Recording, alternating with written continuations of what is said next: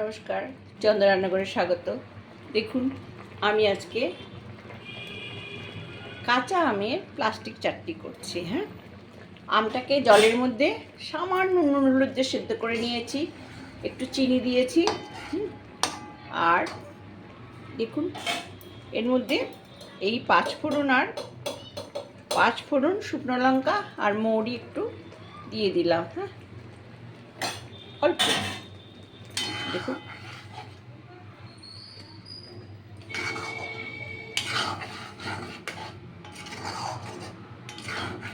দেখুন কেমন সুন্দর হয়েছে।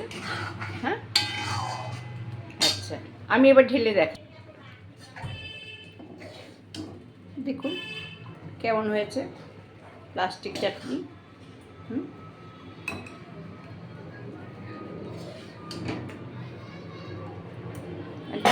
আমি পুরো নামিয়ে দিলাম। এই দেখুন,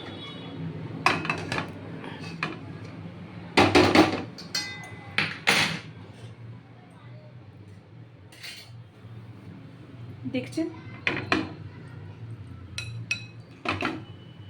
সুন্দর হয়েছে না?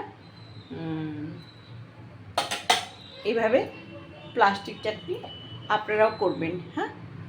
ওকে বন্ধুরা, রাখছি।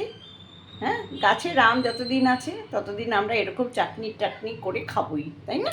নমস্কার, রাখছি। ভালো লাগলে সাবস্ক্রাইব করবেন।